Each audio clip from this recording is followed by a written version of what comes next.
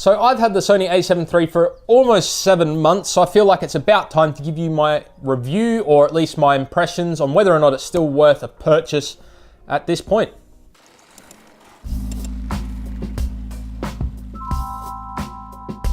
Hey guys, Nick here and welcome back to That Modern Dude, your home for tech and modern lifestyle videos. If you're new to the channel, consider subscribing down below. So we're talking about the Sony A7 III today, the good and the bad, whether or not it's still a good pick for those of you looking to get into photography and videography. And so I'm gonna go through my pros and cons over the past 6 months. So the Sony A7 III, I've already done a in-depth video on my channel about the specs and why I think it's a great YouTube camera. So I'll leave that linked up above if you want to check that out.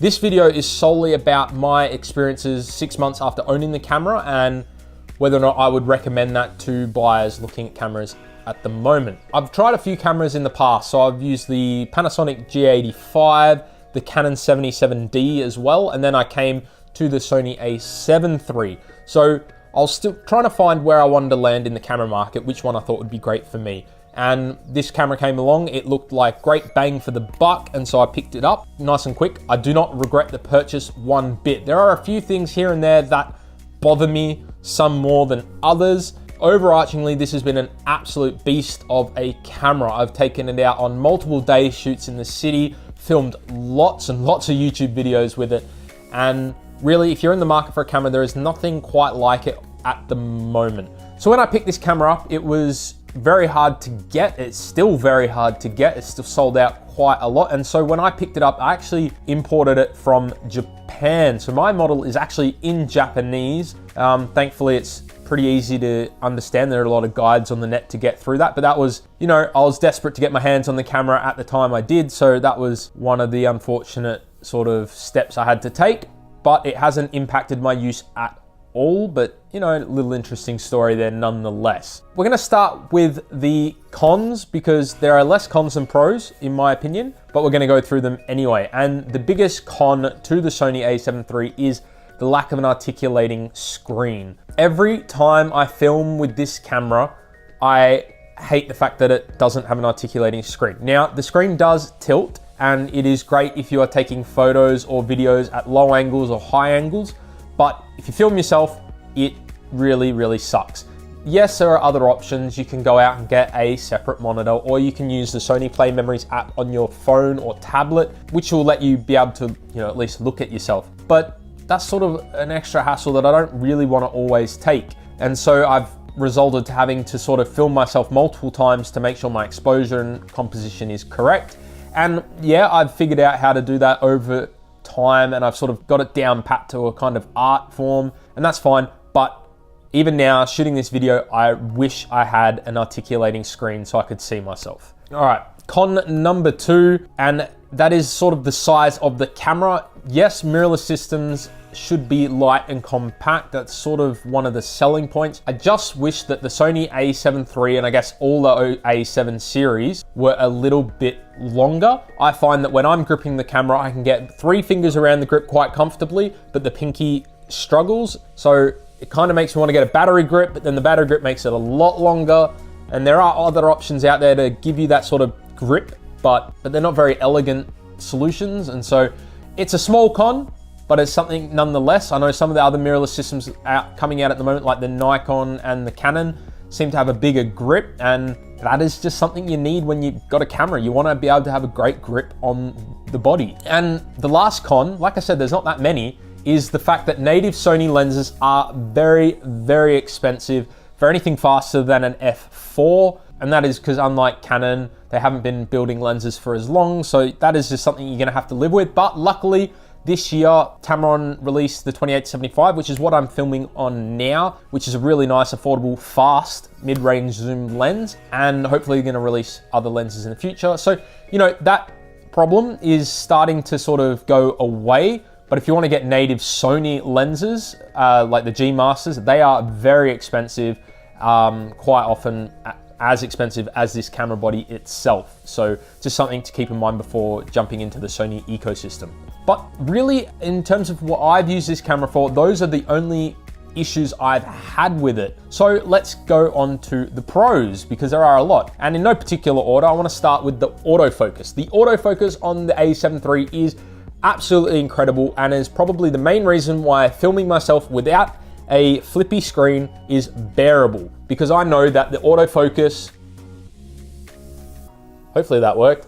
I know that the autofocus is very, very reliable and has great face tracking in video mode, and in photo mode it has great eye tracking. So I've never had an issue with the autofocus on this camera, and it is definitely one of the biggest reasons why I picked this up. Another great reason is that it shoots 4K up to 30 frames a second over the entire sensor, meaning there is no crop, which is big news at the moment because a lot of cameras are coming out with 4K but cropping the sensor, which kind of sucks.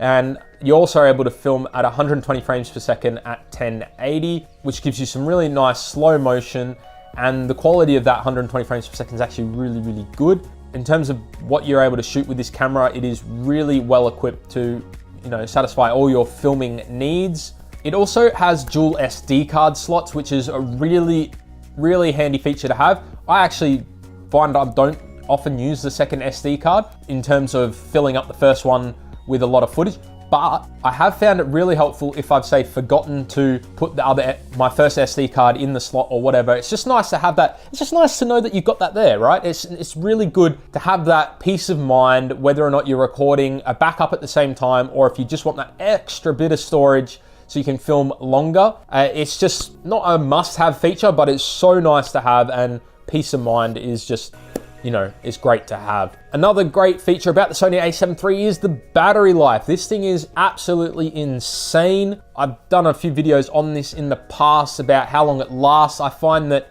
shooting these sorts of videos, one battery can last me nearly 2 weeks of shooting maybe 3 or 4 videos. At one time, you're probably gonna get 3.5 hours of filming, which is absolutely insane. Batteries are also relatively cheap to come by. I'll leave a couple of the ones that I recommend down below. They don't last as long as the normal batteries in the camera, but they're still really good.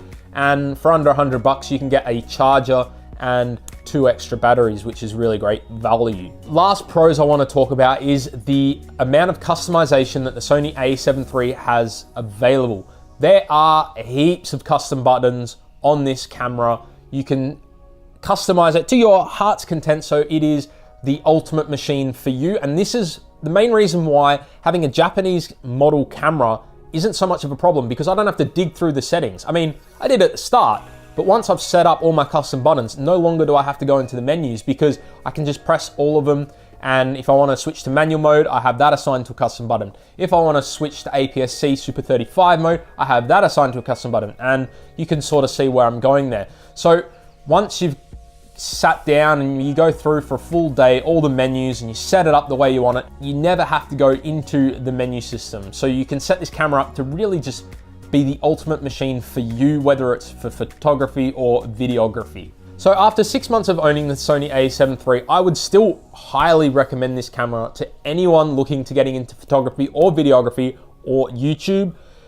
It is a pain for YouTube without the flip out screen, but have faith knowing that the autofocus is so blazing fast, it is rarely a problem. For filming yourself like this, it is not too big of a deal. I think on the market for this price point, you're not going to find another camera as fully featured as this one. You're going to get 4K at 30 frames per second, 120 frames per second at 1080p, ridiculous autofocus, great battery life, dual SD cards. The pros far outweigh the cons, and when you compare it to other cameras, there's just nothing that really meets the Sony A7 III at this point. So there you have it, guys. Those are just sort of my thoughts on the Sony A7 III 6 months after having it. I do not regret the purchase at all. I think this is a great camera, and with the new lenses that are coming out, it's becoming a lot more affordable to get into the Sony range. If you want to check out this camera and the lens that I mentioned, I'll leave a link down below. If you enjoyed the video as well, hit that thumbs up button, leave a comment if you want to connect, and until the next video, guys, I will see you later.